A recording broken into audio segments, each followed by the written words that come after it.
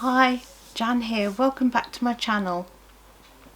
And before I say anything at all, I'll just point out I've just set a timer because my camera will only do 28 minutes and sometimes it just overruns, so I thought I'll set a timer so I know that I need to round it all up at the end if I talk that long.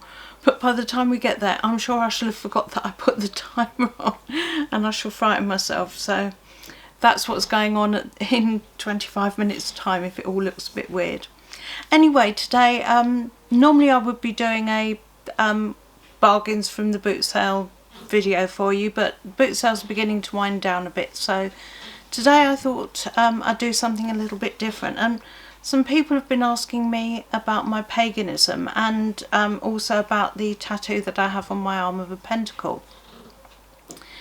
And so I thought I'd take you on a little journey with me through how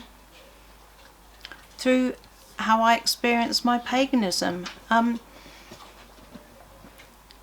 Some people have an awakening or a conversion when they move into a different religion or faith system. Disappointingly, that didn't happen to me. I have been, as far back as I can remember, I have known what I was and what I believed. That goes right back as far as childhood, where actually I can show you a photo if you're able to see it on my phone. It was taken on a holiday. I don't know how old I was, maybe 6 or 7 there, but fancy dress, and here I am dressed up as a witch. Now I have no idea, I hope you're able to see that okay. I have in all honesty no idea whatsoever if that was my idea to dress up like that or if it was my mum's. I mean, she's obviously made me a crepe paper cape and hat, so I have, who knows where the idea came from. It's just curious that as things turn out later in life that should have happened so early on. And then also must have been around about that time I have an incredibly clear memory of a friend of my mum's from work had come to visit us and have tea at our house, and my dad was giving her a lift back to her house in the evening, and I'd gone along in the car for a ride. And I mean, this is nearly, well over 55 years ago, but I clearly remember even the point in the road where it happened, where she was sitting in the front passenger seat, turned round to look at me in the back and said, "It's Halloween tonight." She said, "I'm a witch." And I remember plain as anything thinking, no, you're not. If you were, I'd know. So I just made some sort of polite laughter, but I clearly knew that what she said she was something very different from what I just knew she wasn't. I knew it was a joke, even though at that sort of very young age I would be expected to believe what adults tell me. So that was quite an odd thing that happened. And as I got a little bit older, I used to enjoy reading the Sunday papers after lunch. They were huge, great big broadsheet papers in those days, and I was too small to hold them up and read them like a man does. So I used to lay them on the floor, and I must have been at least 10, because Whiskey, my cat at the time, as I'd lay face down, he would lay in the small of my back, and he was I got him for my 10th birthday, so I was 10, 11, around that sort of age when this was happening. And I would get very excited if there was a huge 2-page expose on a coven of witches that had been found, because it was all very sensationalised in those days, and I would read it, but I would know that it was sensationalised, which again is odd for being that age and for knowing that this isn't actually what you're telling me it is. But I also knew instinctively that these were my people. I have no idea how, it's just one of those things that sometimes you just know stuff, and that was one of those things that I just knew. And then growing up, it was something that I didn't actively explore at that time. And I got married to my first husband very young. I was only 17 when I got married, and then fell pregnant with my daughter almost straight away afterwards. So she was born about 10 or 11 months after we got married. Yeah, didn't have to get married even in those days, but once my children were born, I put all of that to one side for a very simple reason, that in those days, as I say, stories of witches and covens were very, very sensationalised, and I didn't want to risk having my children taken away from me because of my belief and practices. So it was something that I hid from absolutely everybody right up until my son was 16. And when he was 16, my daughter's 2 years older than him, when he was 16 and I felt it's now safe to say something because he's now too old for them to take. Chester, something's going on outside, I apologise.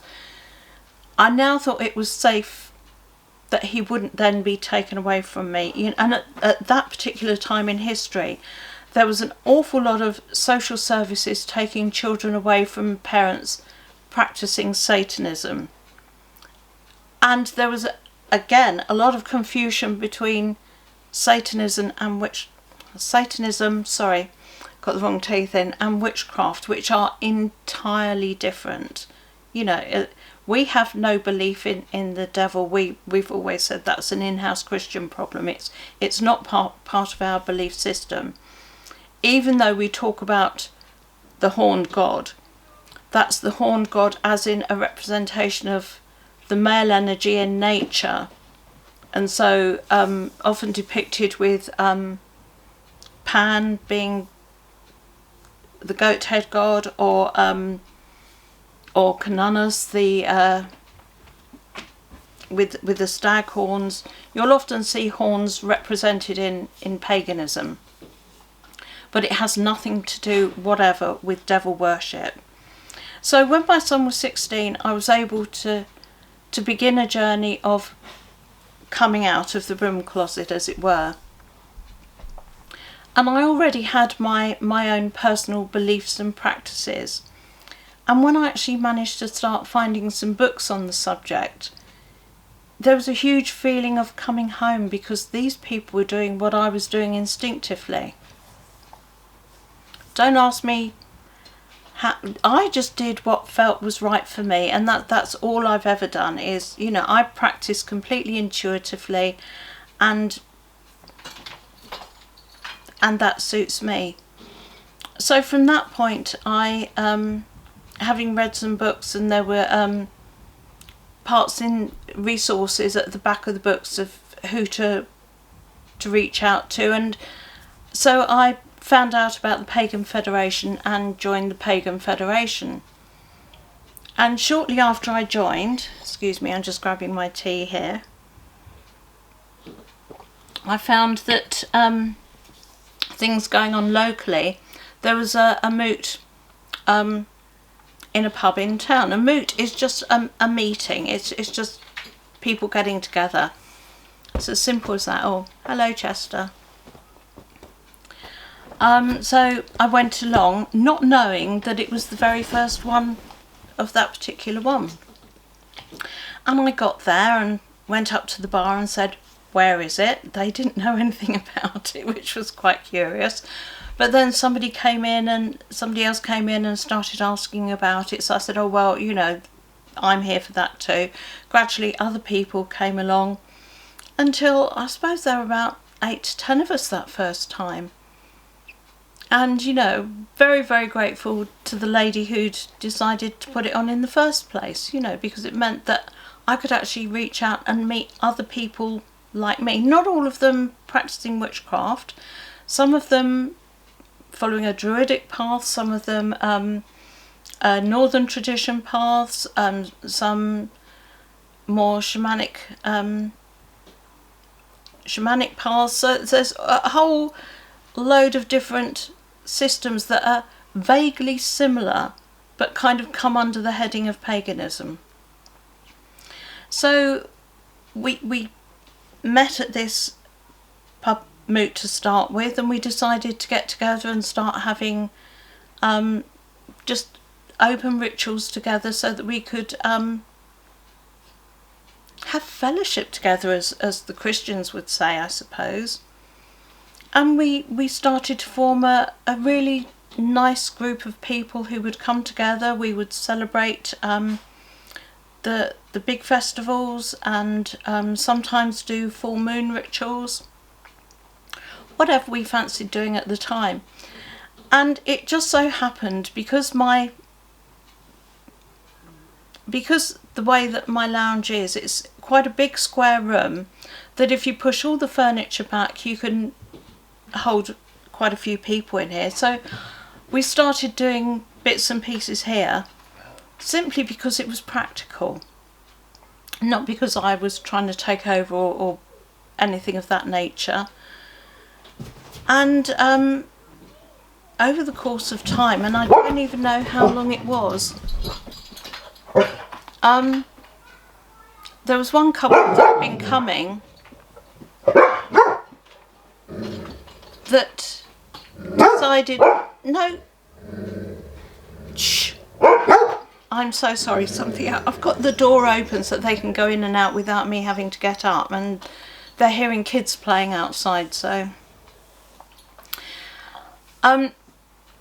yeah, so one couple who were legally married but decided that they wanted to have a pagan wedding, and they came to me and asked me if I would officiate the wedding for them, which was such a huge honour for me. And it was something that I spent with them, I spent months working on, because I personally believe that oaths and vows are not to be broken, and so you must never ever ever promise something that you can't follow through on. So we spent a long time working out the actual precise wording of the vows that they were going to take, and then we had to find a venue for it. And most pagan weddings or hand fastings are actually held out in the open, so we spent a long time going out looking at various different sites, and eventually found one. It was kind of the Beltane time of year, so we found a place absolutely covered in bluebells, which was beautiful, and it was a suitable place that we could safely have a bonfire at the centre. And we actually had the hand fasting. There were loads and loads, I think probably about 30 or 40 people came along. So we had the ritual of the hand fasting, and then afterwards there was we had the bonfire, and there was, as most pagan events tended to be, lots of singing, and anybody who has an instrument, you know, it's a big, it's not a big boozy party afterwards, although there is usually some alcohol that is shared, but it's not something that people get drunk at all, or it wasn't back then. And it's just a lovely getting together and celebration. I also started to go down to, there was a bigger moot down in Brighton, so I got to know the regional coordinators down there, and they organised every year a big pagan rally, which was held at sorry, I'm losing my thought pattern there. So it is a big pagan rally where we would arrive on, I think it was the Friday night, and then it would last over till the Sunday morning. Again, a massive, great big bonfire. Huge, great big Eisteddfod around the bonfire in the evening.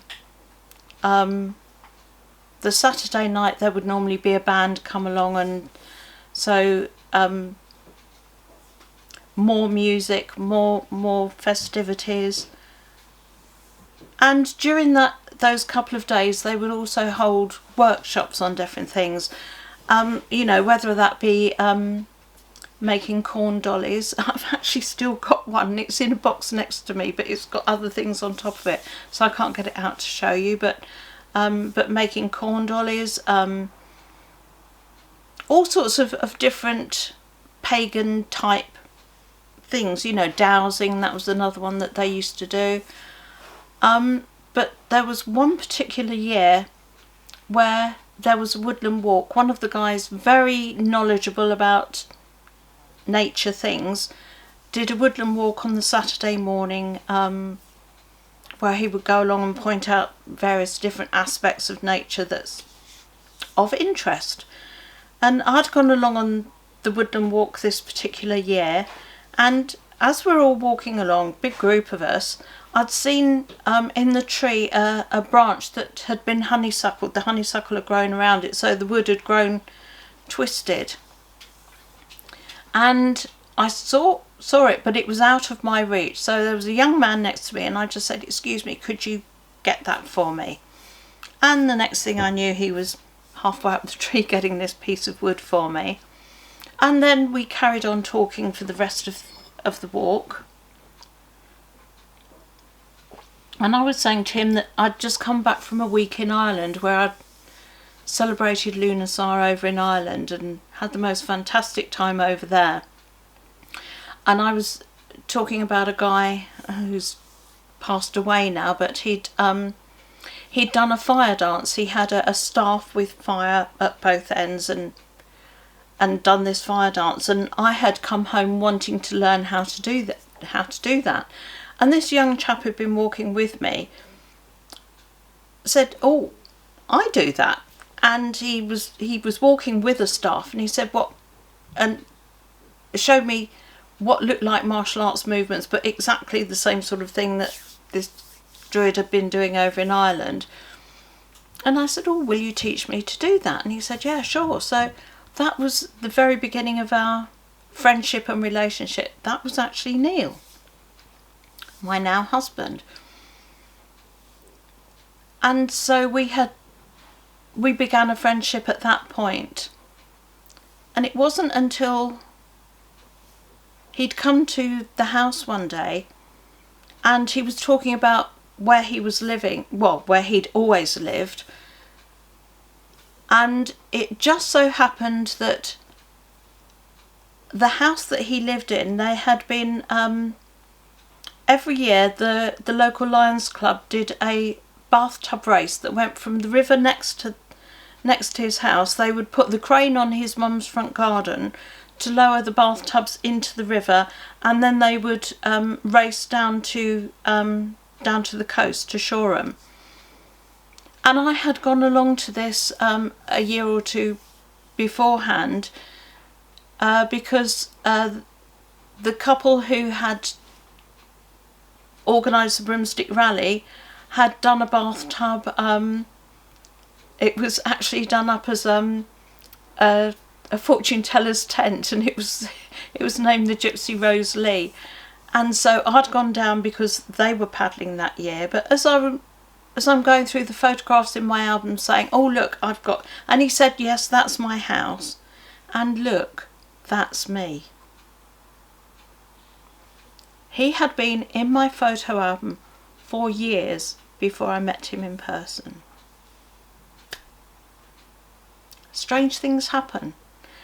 And things like that happen to me all the time. There are, as I say, some things you just know, and some things are just strange coincidences, you know, coincidences, but odd things. And my entire life I'd come to accept that strange things do happen around me.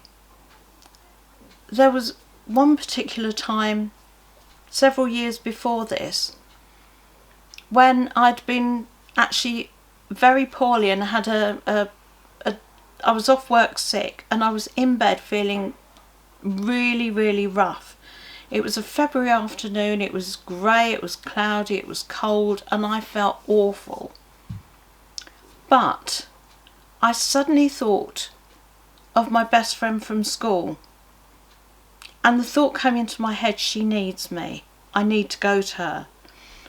But the thing is, although we'd been friends when our children were born, she'd moved away from the town that I live in, and I didn't actually have an address for her. I knew that she'd moved to Uckfield, but Uckfield itself is quite a big town, and I hadn't got a clue where in Uckfield she lived.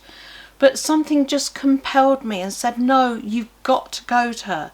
So I got up, got in the car, and as I'm driving down the A23 before you turn off for Uckfield, I'm actually thinking, what are you doing?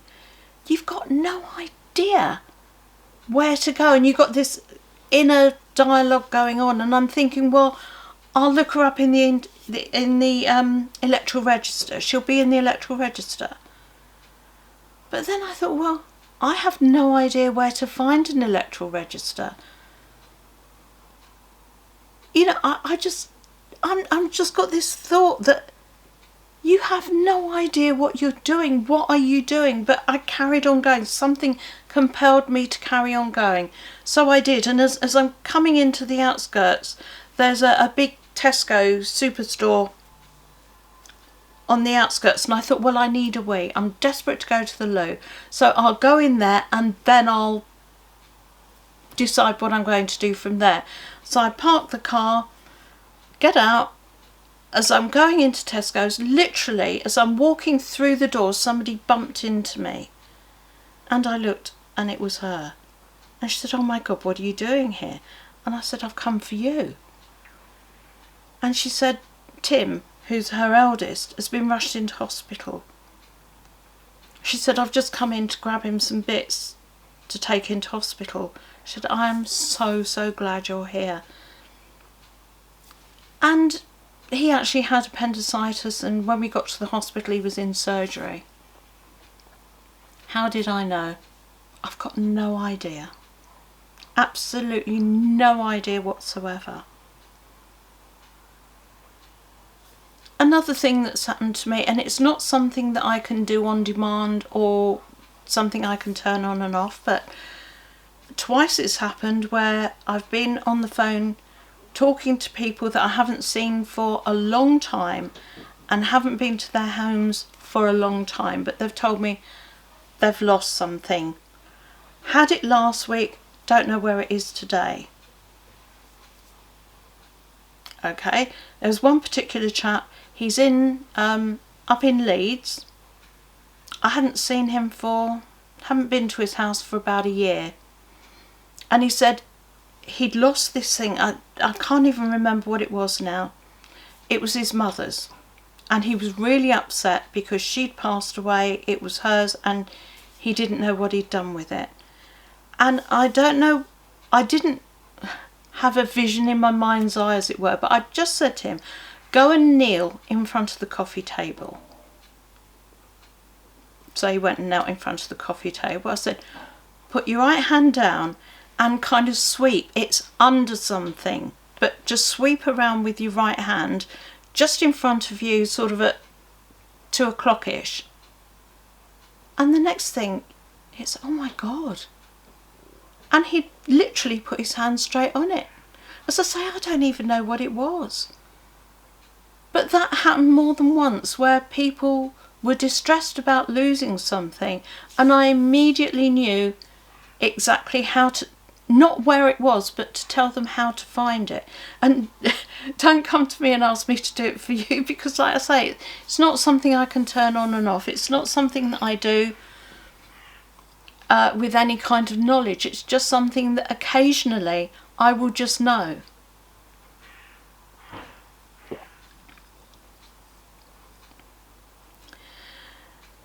So So anyway, then Neil and I are skipping back to well, quite a long time ago. The weekend that we met was the weekend that Diana died. I actually found out that news broke of her death as we were packing our tents away on the Sunday morning. And so we kind of had met that weekend, and oh, there we go, my timer. So that's a good point to stop for today, but there will be more. And I hope you've enjoyed hearing about that little bit to start with. And I hope it made sense to you, because sometimes when you talk about this sort of thing, it just doesn't make any sense. You know, I don't believe half what I believe in. But anyway, if you've enjoyed what you've seen today, don't forget to like and subscribe. Please do a thumbs up for me. It really does help. And share the video around to anybody you might think interested. Okay, hope you're all well. Lots of love. Bye for now.